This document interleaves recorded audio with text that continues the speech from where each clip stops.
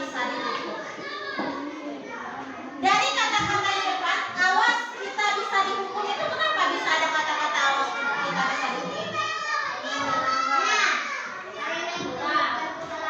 Karena kita melakukan kesalahan, apa lagi? Karena melanggar peraturan. Ya, semuanya betul yang disampaikan. Awas kita bisa dihukum apabila antum melakukan kesalahan atau melanggar peraturan. Adapun tujuan pembelajaran kita hari ini adalah yang pertama, peserta didik dapat menganalisis dampak dari sebuah pelanggaran peraturan tertulis dan tidak tertulis. Yang kedua, peserta didik dapat menganalisis manfaat dari menaati peraturan. Dan yang ketiga, peserta didik dapat membuat atau mengampanyekan pentingnya peraturan. Oke, pertanyaannya, apa sajakah peraturan tidak tertulis yang harus kita patuhi? Kemarin sudah ada kita bahas. Apa dia? Menghormati apa? Orang tua, apa lagi? Sopan, apa lagi? Menghargai apa? Menghargai pendapat orang lain. Yang kedua, apa akibat yang kalian dapatkan jika melanggar peraturan tertulis atau tidak tertulis? Ini pertanyaannya. Apa? Hukuman. Apa lagi? Ya, apa lagi? Dijauhi orang. Apa lagi? Sanksi. Oke. Semua yang antum jawab itu benar.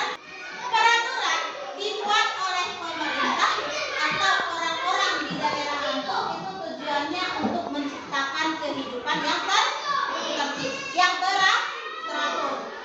Misalnya berkendara harus ada SIM-nya. SIM itu dibuat ada peraturannya, usianya berapa, ya, sudah bisa mengendarai motor atau mobil kah dia, atau masih muda juga, nanti ada aturannya, ada seleksinya. Tapi kalau seandainya orang itu tidak punya SIM dan tidak tahu aturannya berkendara, apa akibatnya? Kecil apa? Membahayakan siapa saja dia?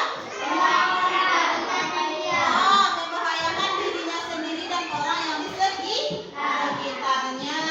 Selanjutnya, apa yang terjadi apabila di suatu wilayah atau tempat tidak memiliki aturan? Apa itu? Kacau. Oke.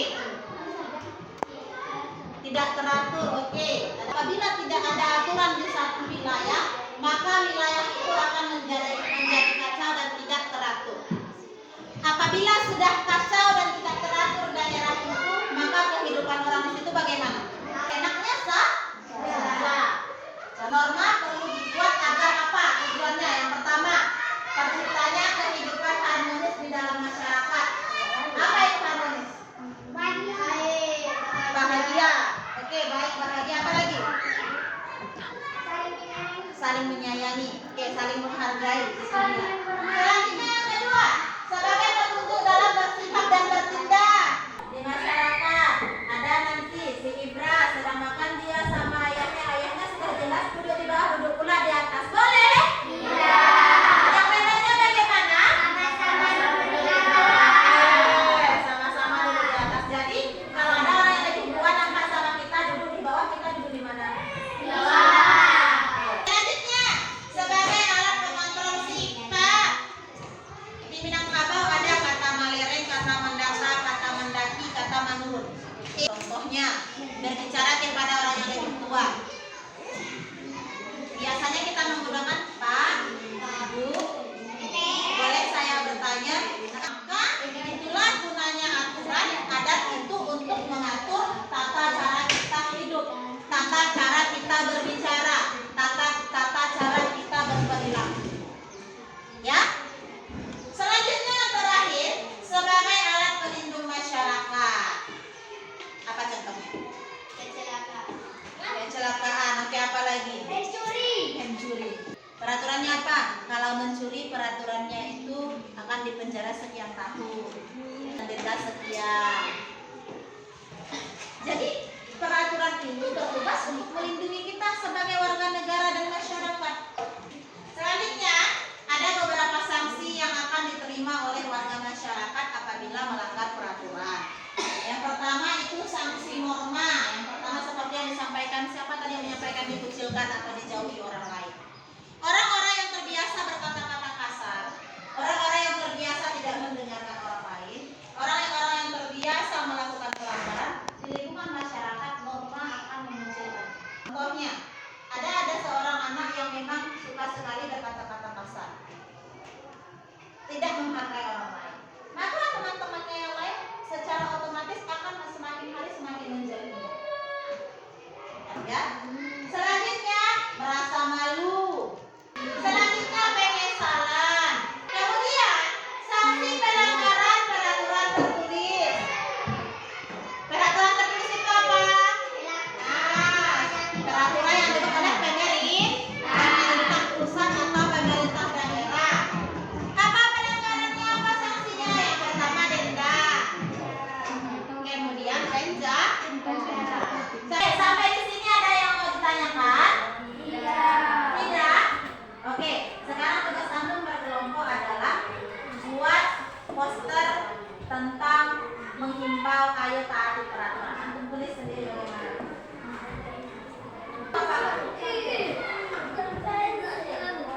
Satu saja di buku apa yang ada. Itu kan menjaga peraturan itu, menjaga adat. Silakan maju ke depan antum naik. Adakah peraturan yang menyatakan untuk menjauhi narkoba? Apa yang antum itu? Kenapa harus ditaati peraturan sekolah itu? Apa sekolah penjagaan? Dapat sama jawabannya. Sampai di sini ada yang mau antum tanyakan? Siapa yang bisa menyimpulkan pembelajaran kita hari ini?